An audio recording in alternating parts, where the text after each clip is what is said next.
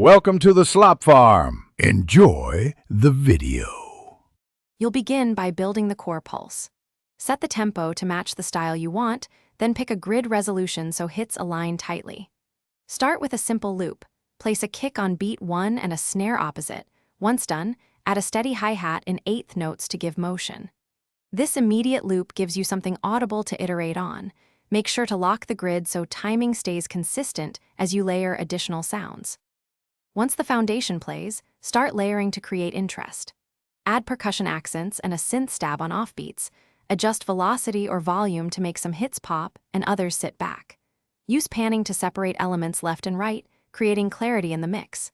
Then duplicate your loop and tweak a few steps to build a fill or variation every 4 measures so the beat evolves. This method keeps energy steady while giving the ear fresh moments to hold attention.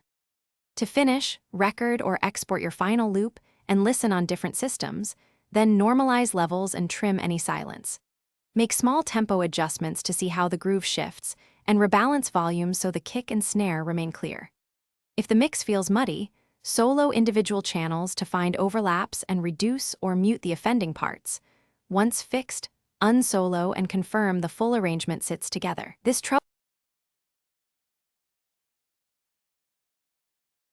Thanks for watching.